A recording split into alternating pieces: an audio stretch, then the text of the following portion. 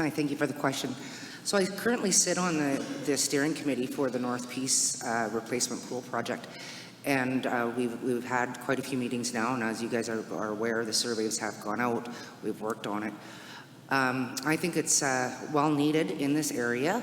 I do support a complex like that. I would like to see the final numbers, because you have to understand where the money's coming from is not just Taylorites, but it's also like through PRRD, through Area B, Fort St. John. It's a big project, and it's an expensive project. It's not something I think that the people of Taylor would really want to spend money on themselves in here, because it's extremely expensive. And before we do come up with those final numbers and do have that referendum, I would like to see what is going to happen with our taxes with that before we commit to actually being a part of that. This time we're actually part of that study, which is really nice. As far as the pool that we have here in the summertime, yeah, the last couple of years it has been unfortunate with COVID having to shut down, and then this year when we were all gung-ho and it was in our budget, we budgeted our $140,000 for the year to maintain that pool and to staff it, and we couldn't get the staff, unfortunately. It's not just a Taylor problem, it's a Canada-wide problem, finding lifeguards and people to work all over the place, as we all know. So going forward, yeah, I absolutely support a new facility in town. As you know, like maybe if you don't support it, say if John doesn't support the pool, however, to attract more people to this area, more specialist people like doctors, dentists, et cetera, perhaps they use it or their children use it, and that is a real draw for them to come to our community, whether it's in Taylor or in Fort St. John, and I think it's beneficial to all. So maybe you don't go to the pool, but I guarantee you that somebody that you see, whether it's the grocery lady at Safeway or your doctor, somebody's using that facility, and a facility like that would be excellent. Thank you, Michelle. Thank you. Brent, same question. Okay, just first I want to say it's not the City of Fort St. John pool, it's the North Peace Regional Pool. It's owned by the City of Fort St. John, areas B and C of the Peace River Regional District. When that pool was built, Taylor was asked to join in, and the vote failed, and Taylor did not join in on that.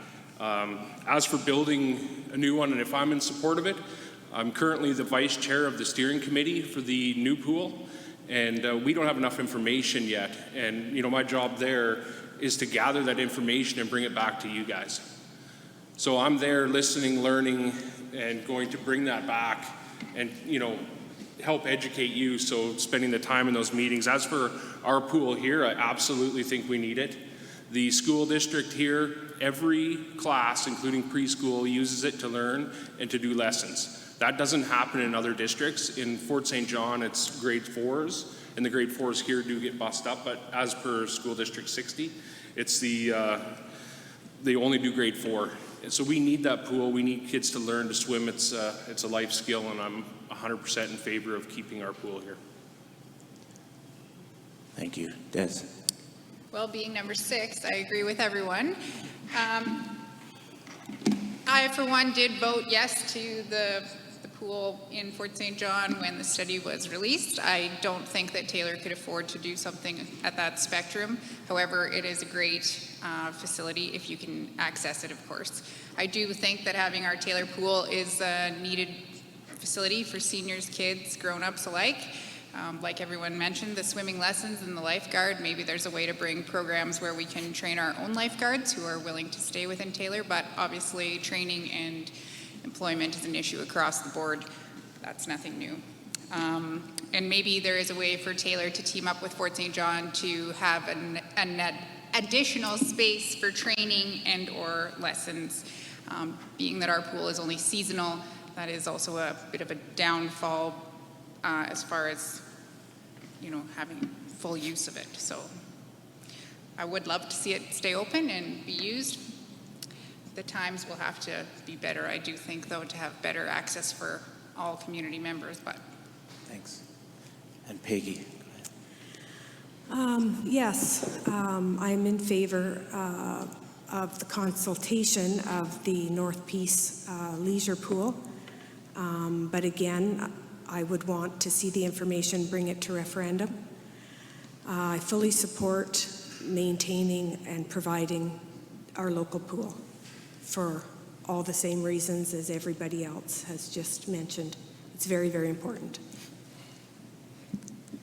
All right, and then just as a reminder, if anyone has questions in between these moderated questions, just raise your hand and we'll bring a mic to you. And I also wanted to thank just the ones on the end of the answering, feeling like their answers have been taken already, absolutely, and the ones in the start that have to start fresh, right, to get that first opinion. Thank you for being here and and sharing and showing yourself to us. So the third question here we have today, the current provider of care for our medical clinic is pulling its services, right, at the end of this month. Candidates, if elected, would you continue to lobby to have the clinic stay open, or do you feel the time has come to put it out to pasture? Go ahead, Betty. Me again? Yeah. Okay. I've been this close to giving up on it. But as long as I can see that there's a possibility of some medical service, we're currently looking into possible nurse practitioners or stuff like that, which would be a huge boon to have it. If there's possibilities like that, and you, the residents, are willing to keep funding to the level that we have been, then I want to keep trying. I don't know if any of you have read or heard the interviews with Mayor Fraser, where we are all in agreement that we were ahead of our time for a lot of things in the clinic, like the telehealth, and even just a municipality being involved with having a medical clinic open. That is something that is very different, but we haven't had the support that we would like to see both from Northern Health or the provincial health government. So this may have opened their eyes a little bit to maybe work with us a little bit more. But in a very short answer is, if I see a glimmer of something that could keep that clinic open and the residents are okay through our budgeting process to keep funding as we are, then I want to keep it open. Gordon. Okay. Healthcare, as we all know, is really a provincial right that we have here in British Columbia, and our local Northern Health representatives and board are the ones who really make the decisions as far as these healthcare issues are concerned. Here in Taylor, we've been so lucky in the past to be able to have a medical facility locally where we don't have to travel to a neighboring community to seek health care. And at this point, the contract is complete for the doctors that we're here. If there is any remote possibility of changing the method of providing the service, whether it be a transition back to a telehealth model, or whether there are additional doctors coming from the lower mainland who will be available to us. In any case, we require to continue to lobby the provincial government to assist with recruitment and all of our residents' care. In particular, the ones who are most impacted will be seniors who have a lack of transportation or lack of supporting family to get them to a specialist or to a clinic, whether it be Fort St. John or Dawson Creek, of their choice. They may be lucky to get into a clinic because a number of people still remain without a family doctor. Thank you. And Murray, same question. Well, I think having our clinic in Taylor was a wonderful asset to Taylor. Personally, I know that I had a serious illness, and it was only because of the ease of being able to just phone up somebody that I knew down here, make an appointment, and go get checked out, that I caught it early enough that it was treated and I'm okay. If I'd had to deal with going to Fort St. John and make an appointment and them asking me who my doctor is, I don't know, doctor something with a name is, well, I don't know. I probably would have just put it off until I was way more serious. So I think that just having that in Taylor, just so accessible and so easy to use, just a great asset for us. But I also realize the shortage of doctors makes it extremely hard. But I think as long as the residents of Taylor are willing to fund that, I think it's just a great asset for our little town to have its own little medical center. Thank you. Michelle? Thank you. Yeah, our medical clinic, it sure was a disappointment to have the primary care clinic pull out. We were quite shocked by that. I think everybody is, and quite upset by it.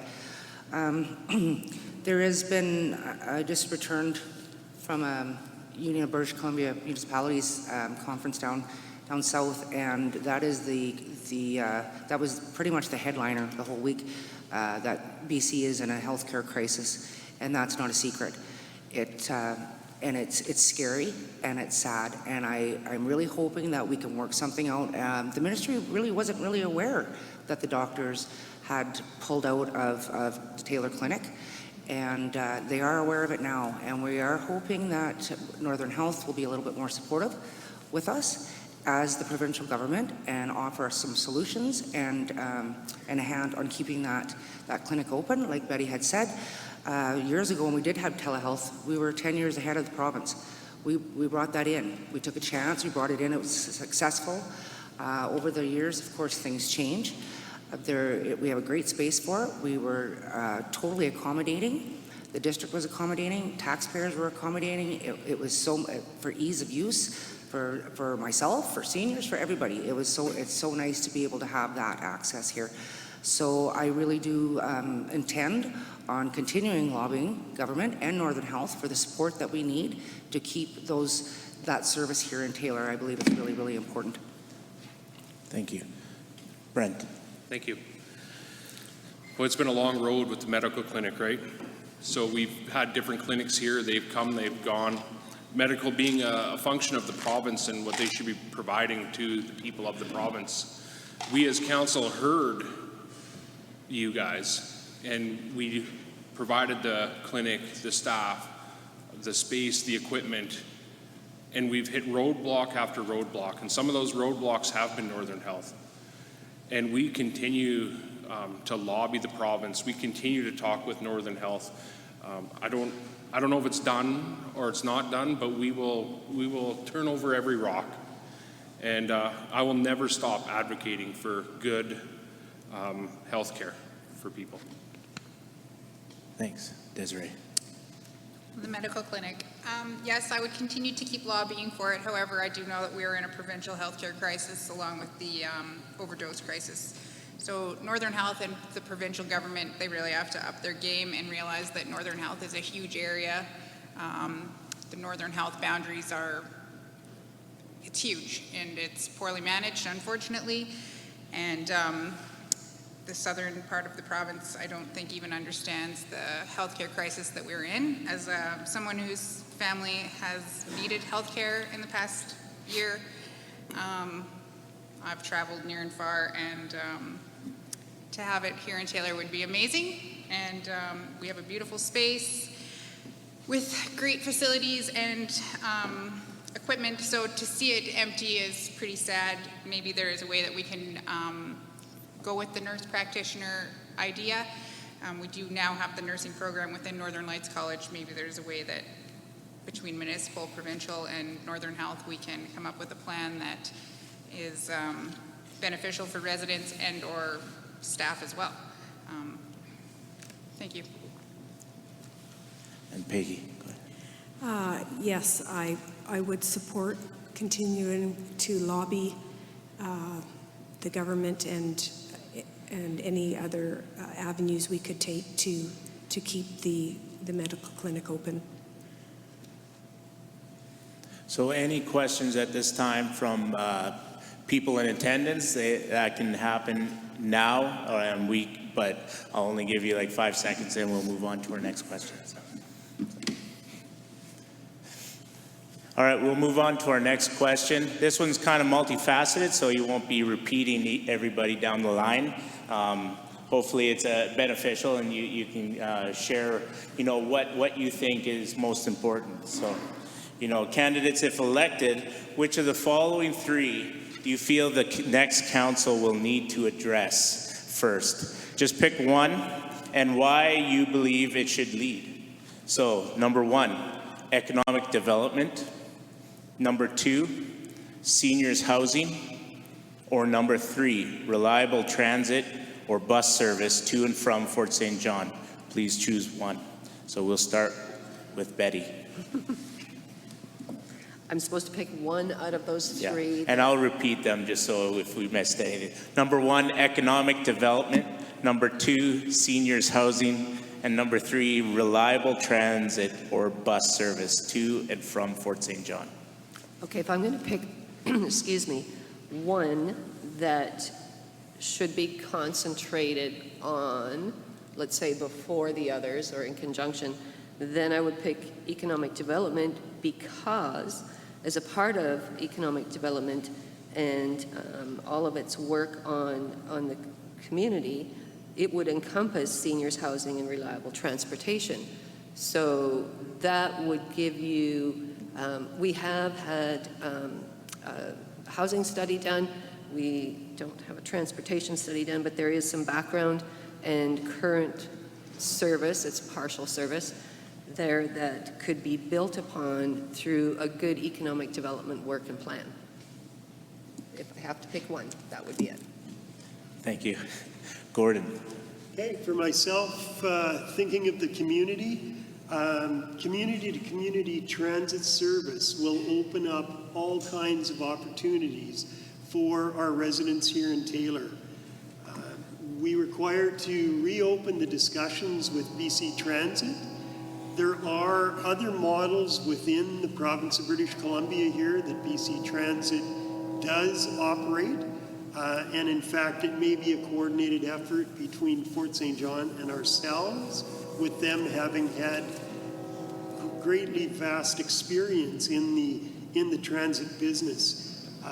It will provide more mobility for all members of the community, and it would assist the seniors most definitely as far as transportation to and from pharmacies, doctor's appointments, minor shopping. For the community, we've heard over the last 25 years that the number one item that the community really wants and deserves is a grocery store. And I think it's become pretty obvious to most of our residents that we are not getting a grocery store, whether it be lack of development or population or whatever. So that is not going to happen in the near future unless we have a miracle that will happen. We also have difficulty retaining families with older children because they need to travel to after-hours sports, music, hobbies, friends, whatever. And a reliable transit service will provide that mobility for them as well.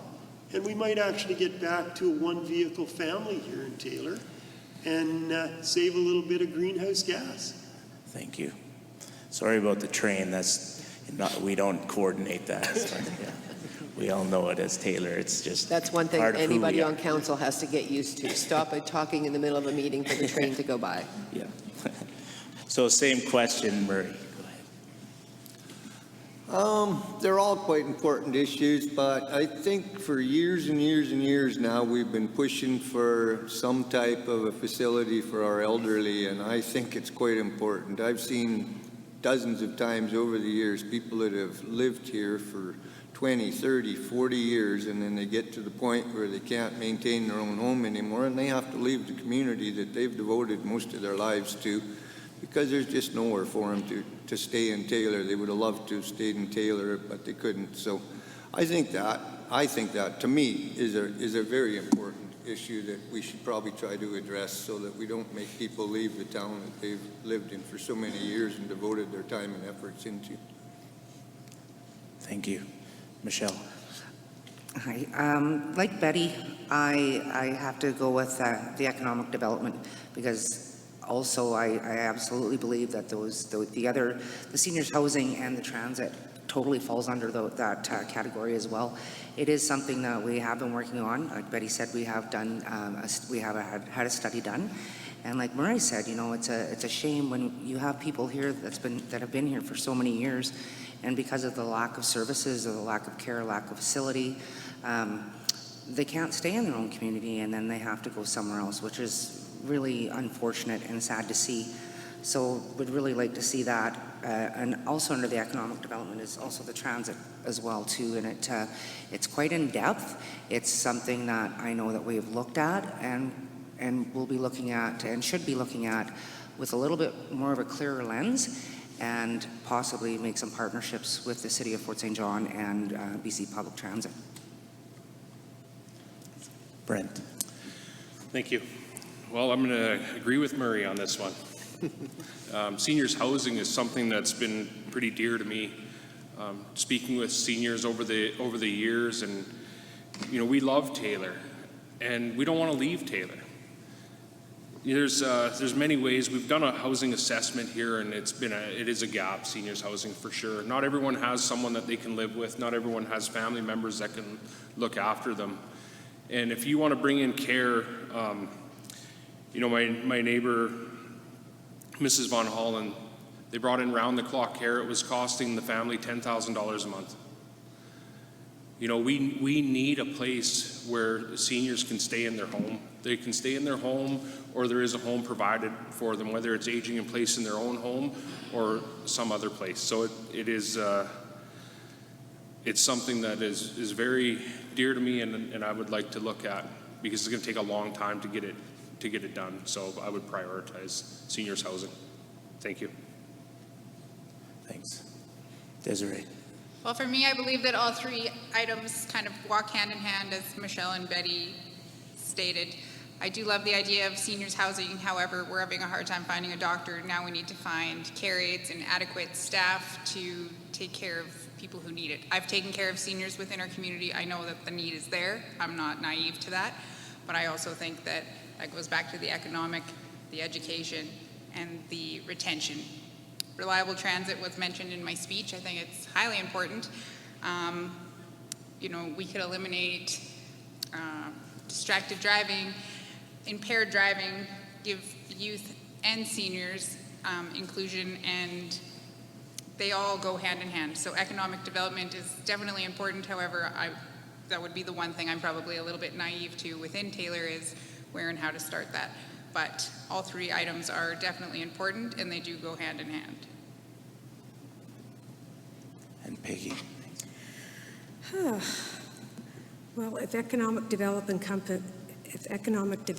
encompasses both of the other issues, I would have to go for that.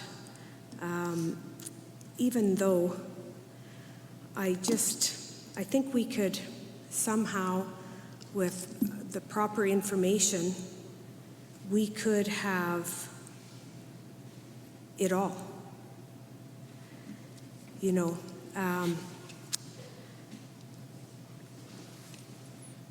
The seniors housing is very, very important, but may definitely need to be more long-term. The reliable transit, on the other hand, makes pretty good sense in the short term. Thank you.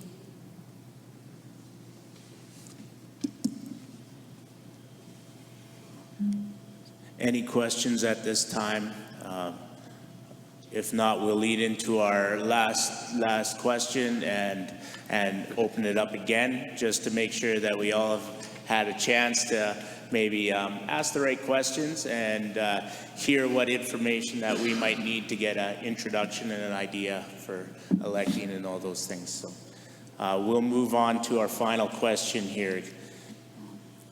So candidates, in 90 seconds, as we did last, if elected, what would your vision of Taylor? What is your vision of Taylor? What might our community look in 10 years, 20 years, and beyond? So, go ahead, Betty. Okay.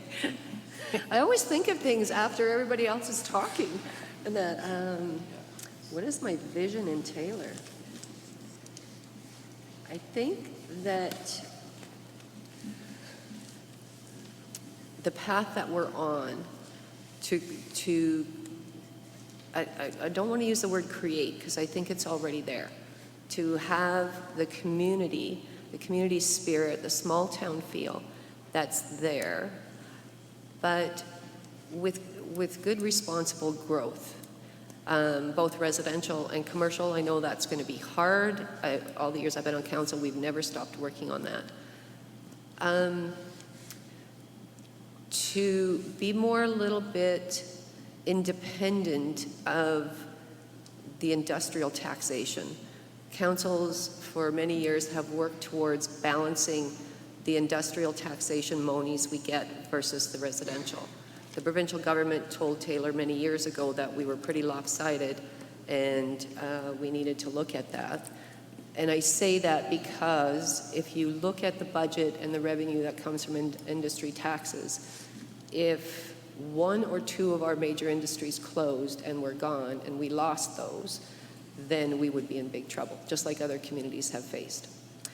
So kind of digressing here, but to keep it, the vision to grow it, but not exploit it, and to retain the community feel that we have and the financial responsibility and great marks that we've gotten from our auditors for years.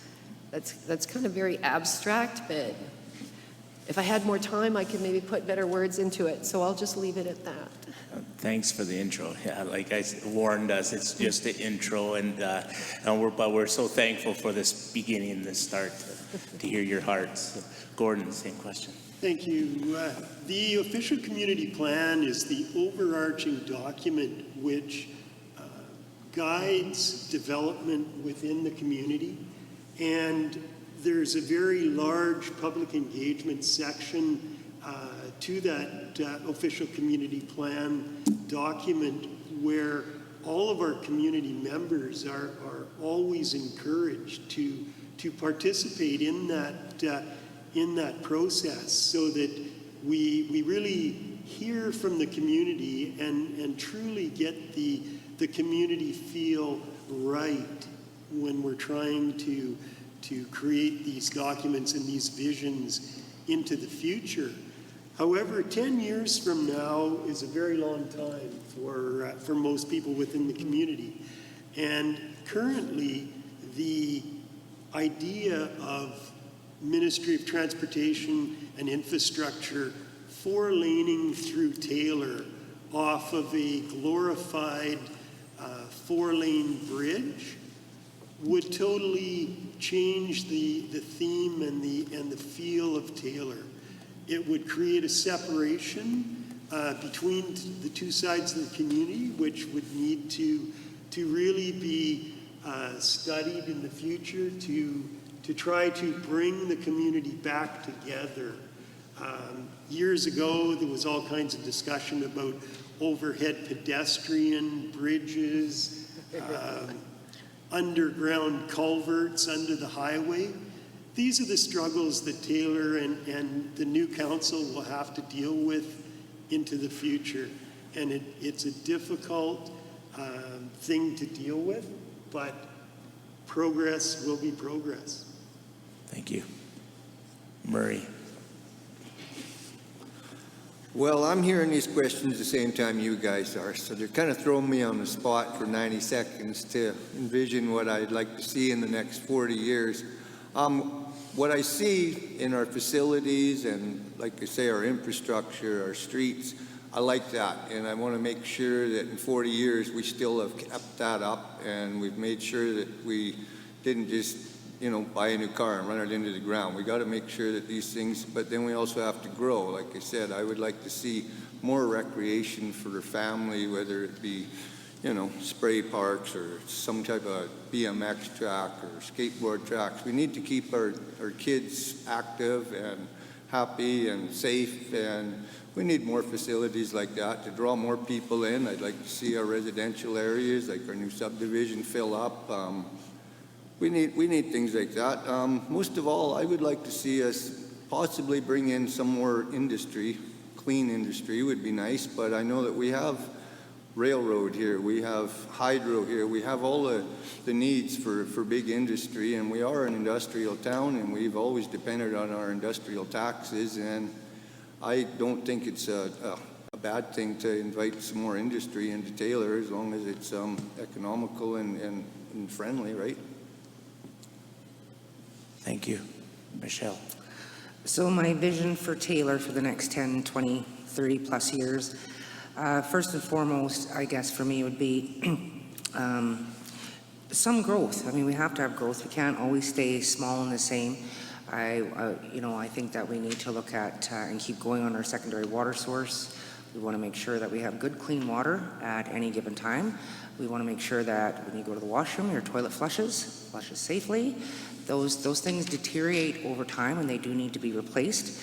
I still would like to see Taylor stay small enough to have that good neighbor feel, but also add some more amenities, which would be fantastic, with a little bit more outside people taking investment in Taylor, such as like an independent grocer, things like that. I'd like to keep housing affordable. I'd like to fill up this subdivision. I'd like to just see a really safe and inclusive community where everybody is friendly, everybody looks out for each other, and we grow together.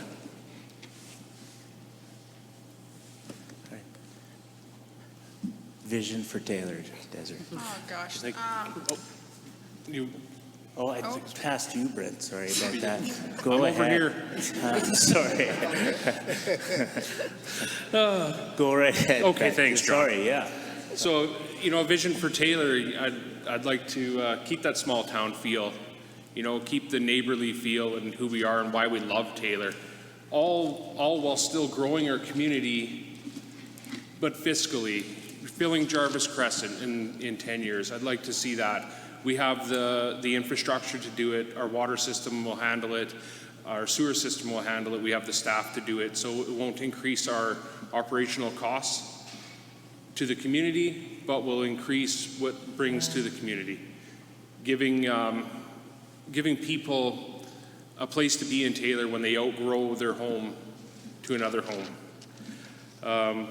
There's the OCP, like Gord said, that does shape the future. And I'd like to see senior housing in the 10 years. I'd like to see fiscal responsibility, taxes, utilities being reasonable as they are, and keep them that way. 20 years down the road, industrial areas and how they're developed, I'd like to look at that and look at that with a long-term view. I always say that if 55 years ago we would have thought about what impact it would have to have a plant this close to our municipality, maybe we would have put it 3 kilometers down the river. And what would Taylor look like then, right? So that's the kind of view that I want to look at, and what does it do to the community 20 plus years from now? Thank you. Thanks. And now, Des, you're ready to go. Go ahead. I'm still pretty nervous about the vision for Taylor, but like you all mentioned, obviously we have to have room for growth. Reading the community plan, as far as the hills and the river go, we don't have a lot of room left, so we have to use it wisely, and we have to be conscious of what the future might look like, so that we can build and grow, but not run out of space at the same time. I'd like to see the community events continue on. I think that if you attend any, you see that the generational people who attend, they've brought their grandkids, their kids are bringing their kids, and so on. Food security, agriculture, amenities, future investors, things like that. Retaining and training for youth to actually stay here and raise their families in the future would be ideal, along with the seniors facilities. But all of these things will take time, and the plans have to be in place for the steps to move forward. Thank you. And Peggy. My vision for Taylor in the next 10-ish years would definitely be personal residential growth, as the infrastructure is all there. I would love to see more business and just growth in general. And I would like to see a lot of the spirit return to Taylor as well. I know we've just coming out of COVID, and people are probably all a little bit excited about it and make it and talk about it, but yeah, that's my vision. So at this time, we can open up for questions and, direct the question at someone if you need to, or let it open for others. So we've talked a lot about how much we all love Taylor and how great it is, which it is. My question to all of you is kind of what your idea is for maintaining the security of Taylor, maintaining the safety for our kids. I think we all know there's the odd house that's not so good. We know that there's the ones that the cops have their eyes on. We know that there's the apartment block down the road that's been surrounded by cops. So how do you intend to help maintain that safety of our community? And what can we do as a council to do that? Maybe again? Okay. Well, yeah, it's free to answer anyone, Yeah, so. I can go for it.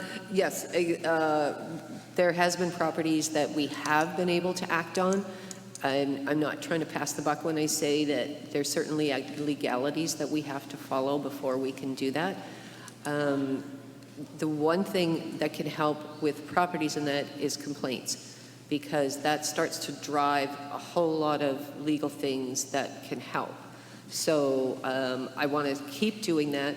There has been talk, people have asked about an RCMP officer or a peace officer or anything like that. I want to still keep exploring those. And there again, I'm not trying to pass the buck, is to make sure that we have the most complete information on what it's going to cost, what it's going to give us out of it. Staff has started working on a full review of all of our bylaws, and it'll take a little bit of time, but to prioritize those and hear from the residents how important certain ones are, or what service level of bylaw service you want, so that we can put the teeth in where you want it to be. So all I can say is we've started it. It feels incredibly slow to you. Believe you me, it feels even slower to us. But just to continue pounding away at all the avenues we can, both for property protection, personal safety, animal control. That's a big one of the animal control bylaw. So all facets of protection, and hoping that you all keep engaged as we ask questions out there of what do you want to see in this piece or this piece? What are you willing to fund in this piece or this piece? And I mean, you can't answer those questions until you have those details, but they will be coming, I'm confident. Any other candidates can freely, Sure, I'll take it, John. Yeah. Okay, safety, that's a big one, right? Public safety. We've worked on it, we've heard it from the residents. We talked to the RCMP. The RCMP said to us, we don't know what it would cost, because no municipality has ever come to the RCMP to say, we want to pay you. Because policing is a function of the province, again, for us. We have talked with the city of Fort St. John to see if we could maybe pay them and share some policing and what that would look like and what kind of an agreement it would look like. Some of the easier things we can do is more street lighting. It's pretty dark in Taylor in places, so more street lighting will definitely make people feel more comfortable to go out when it's dark.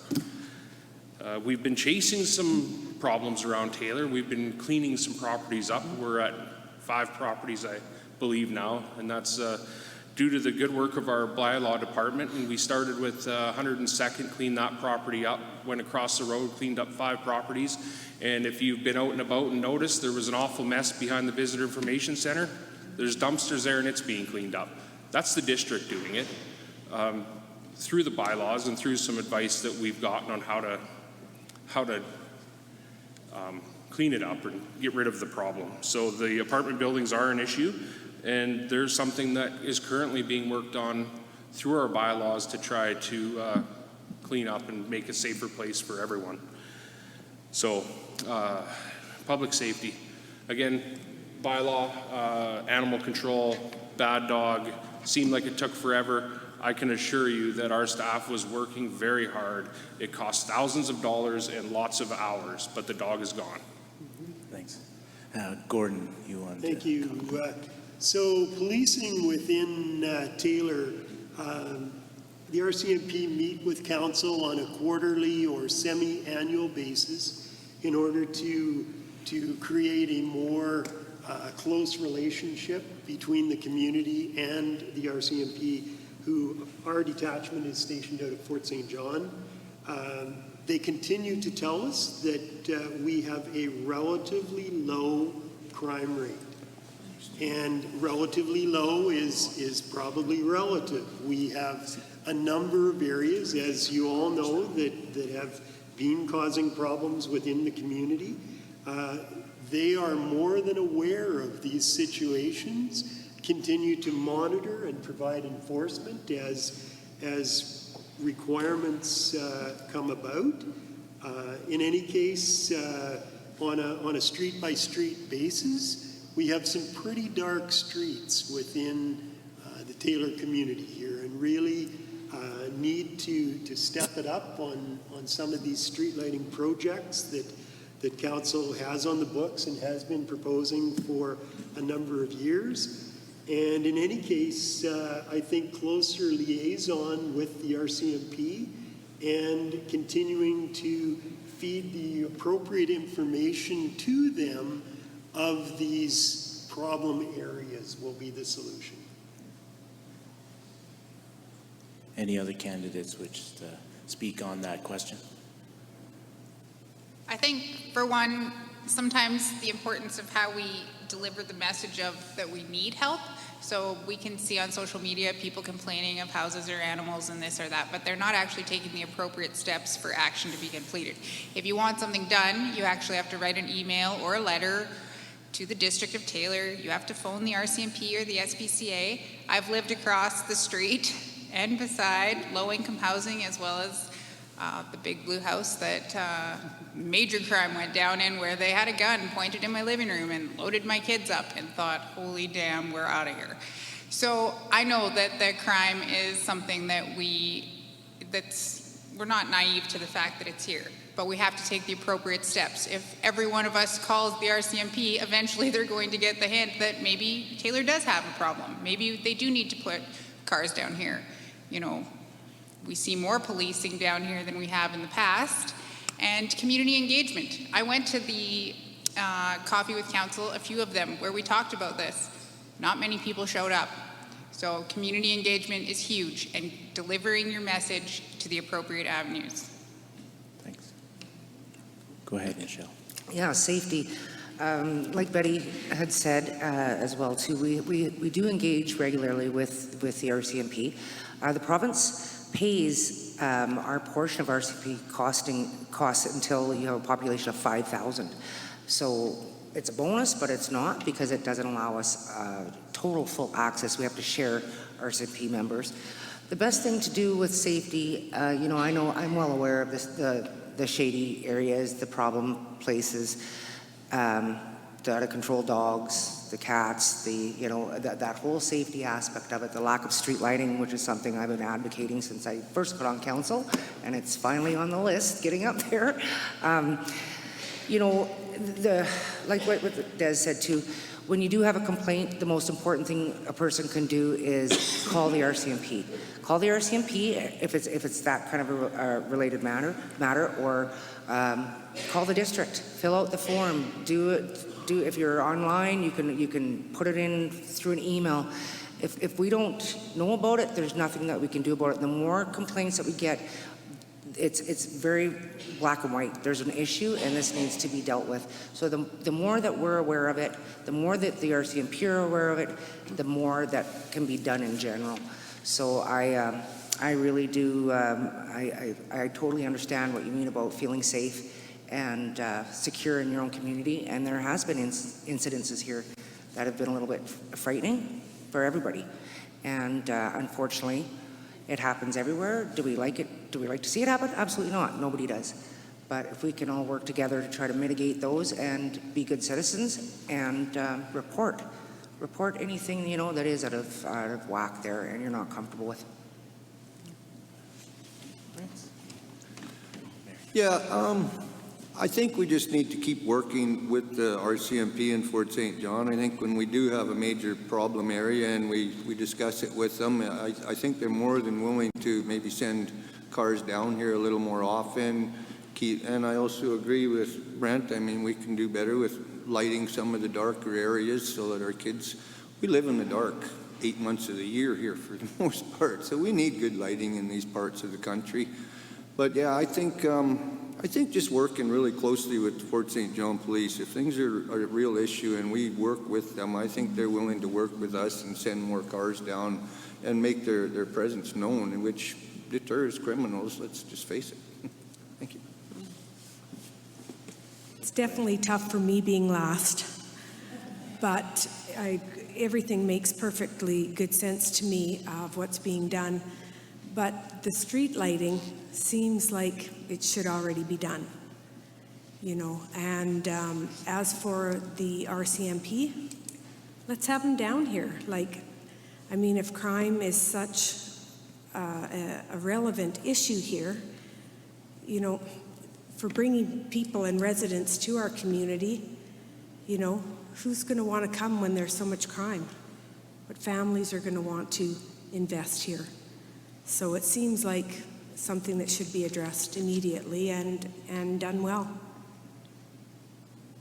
John, can I Yes. explain something in case, excuse me, just in case any of you don't know why we keep calling the RCMP. Des, your point of being on online comments is spot on. The RCMP, excuse me, they've told us they would love to give us more time. They would love to give us more time down here. Our stats are pretty good, but every time you call, even if they can't come because there's something higher priority in our region, it's noted, it's logged. So the more loggings they have, the more calls they have, especially if they can come or if they can't, those are all numbers that go up the line. If we're getting a lot more service needed, up the line is going to need to start looking at more funding for more people, if that makes sense. I just wanted to say that's why we keep preaching call, even if they're not, I don't know, if it's something minor that you're reporting a quad and they're busy with a robbery, an armed robbery or something, of course they can't come, but it's logged. So that's why we keep preaching that. Thanks for the clarification there, yeah, for sure. Go ahead.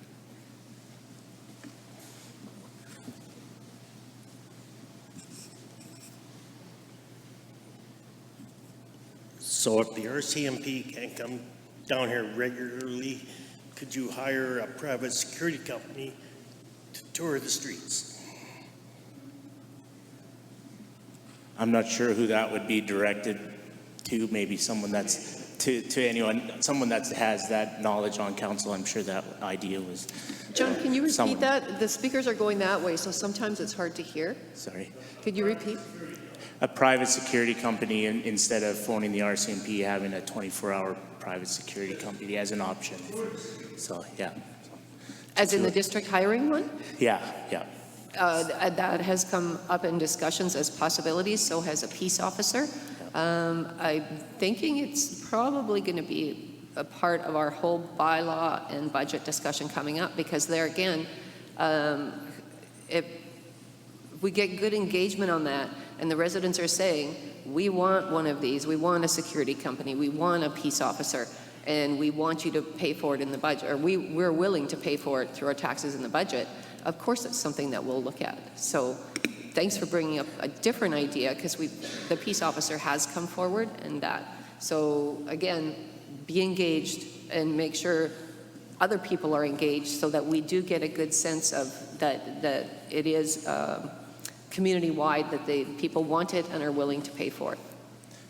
Thanks. Question here.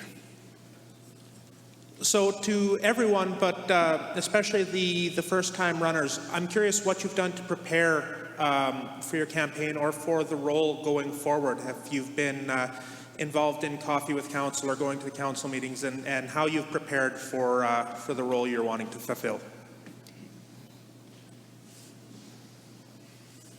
Just a short, free to anyone, but just a short comment on that. So go ahead. So I chose to run for council because when I seen who my fellow candidates were, I didn't think that there was, don't take this the wrong way, anyone under the age of 40. And if you statistically look at Taylor's residents, we are a majority of 35-year-olds. I'm past that, past my prime too, but that is why I chose to run, because I felt like young families needed to be represented on council. Gordon. Okay, I have a vast amount of municipal experience, been to many council meetings, some probably very in-camera type items that have been discussed amongst the council members. So I'm very familiar with the council process, as well as any of the bylaws and workings of the district. To prepare for this role has been several years in the making, mainly passion-driven. I'm an experienced business owner, and that's what I lean on, as it takes a lot of commitment and a lot of hard work to be successful in that endeavor. And I hope to bring that to you as your mayor. I will work extremely hard and bring public engagement to the forefront. Thank you. Thank you. Go ahead, Brent. Well, my journey started in 2003. It was with a coffee with Fred Jarvis. I talked to him about what it means to be on council and what it means to serve your community. He gave me a lot of good advice, and I talked to other councillors, other mayors from neighboring communities. I did that and attended council meetings for about 4 years before deciding that it was right for me. And from there, I've spent the last 11 years as a councillor and sitting on as many committees as I could and preparing for the position of mayor by being mentored by other councillors, staff, friends, and mayors that I've been under. Thank you. Go ahead, Murray. Well, to be quite honest, I didn't do a whole lot of preparing. I was nominated last minute and I accepted, so I didn't do a whole lot of preparing as far as that goes, but I've been thinking about it for years. And I work quite closely with the town council through the curling club. We do quite a bit of things through the district, through the curling club, so I've always been more or less involved. And I know most of the people that sit on council quite personally, so I know what's going on because I speak to them. And if I have issues, I would go. But for the most part, it's like union meetings or anything else. When things are running smoothly and people are doing what they're supposed to, nobody shows up at the meetings. But you screw up and piss people off, and they'll all be at your meetings. So, no, I haven't been going to all the meetings, but I do follow what council does quite closely because I am friends with a lot of the council members, so I know what goes on.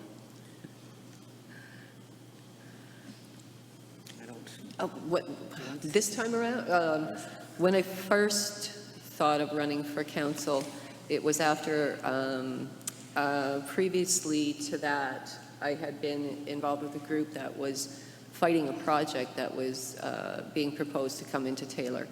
And in that, I attended a lot of council meetings in the gallery. I'm sure Bob remembers that. Then I let it go for a while, but I got quite intrigued, and then I let that go after that project was gone. And I became involved in the community. I've sat on many boards, been president. Murray and I were talking earlier about how you don't get out of being president once you're in there for most clubs, but you're laughing, it's true.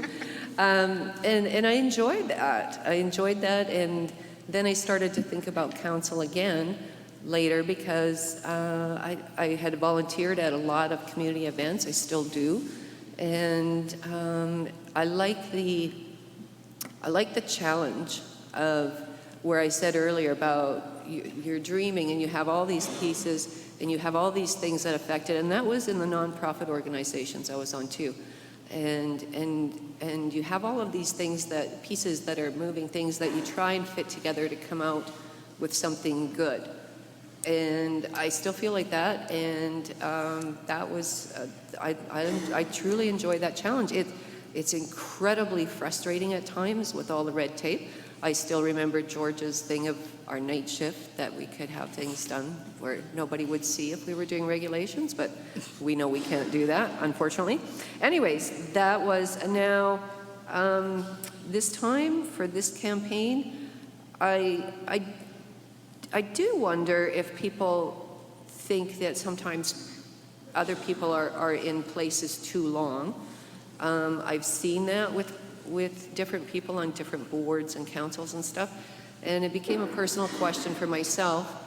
And it's like, are you somewhere too long? And I really seriously thought about it and came to the conclusion that I still enjoy it. I still enjoy that challenge. Even with the hard work or the time it takes or the frustration, I still enjoy it.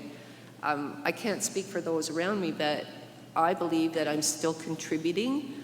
So, yeah, the interest is still there. And I like to, as Michelle talked earlier, I think there's always going to be that, but I'd like to be able to see some of the things that have been started. I'd like to be able to follow through on them. And Michelle? Thank you. This just being my second term, so what sort of motivated me to run again was, first and foremost, I really love it. Like, I absolutely love being in municipal politics. It's fantastic. I come out of provincial politics. I much prefer, at this point, municipal politics. There's a lot of projects, of course, that I've mentioned quite a few times that we've started on that that are dear to me, and I really want to see them through. I also, council does take a little bit of time and involvement. I quit my day job in May, and I went to work just casually for the school board as an EA, and I became a marriage commissioner, so I freed up quite a bit of my time, which is good because I really do enjoy going to the PRD meetings or the Resource Municipalities Coalition or any other, the steering committee for the North Peace Regional Pool. I really like being involved in those and finding out where we're at and what we need to do to move those projects ahead. And they're interesting, and they're a lot more complex than what people realize. And it's, like Betty said, there's so much red tape, and sometimes it's extremely frustrating when you think that, yeah, you know, why can't we just do this in 2 weeks, and it's been 2 years? And sometimes those things happen like that, but they need good advocates behind them to keep pushing them. Thank you. We've come to the end of our time together here. Just to let everybody know, on the streaming side of things, there's technical issues. So you can see this tomorrow if you want. Let your family know about, you know, this intro. You can watch this tomorrow on Energetic City Facebook, I think, Energeticcity.ca. And so, but today we just want to wrap up. It's not over. You still have one-on-one with the candidates here after 8 and those things. But we did just want to say a big thank you to our candidates. So let's give them a hand.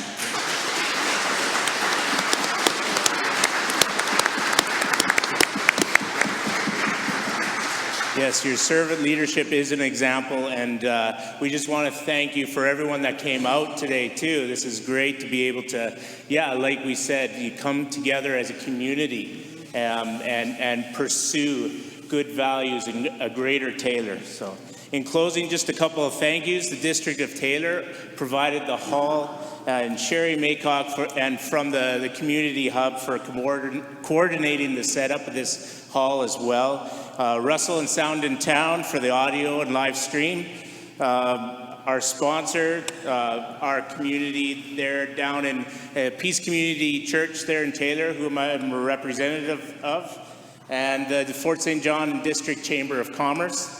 Also, DC Quad Safety for providing our snacks that you can get later here tonight. And to our volunteer brigade as well, everybody that helped out.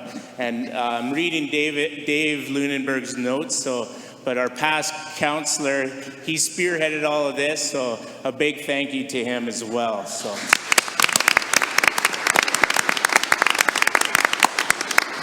please don't forget to vote next Wednesday, October 5th. from 8 a.m. to 8 p.m. here at the hall, right? So that's usually, For advanced voting. John, that's the advanced voting. okay, for advanced, okay. And then the regular is on October 15th. Okay, gotcha. So Advanced- feel free, mingle with each other, each Taylorites, but also to ask questions and get in light conversation with our candidates too. Thank you for coming today.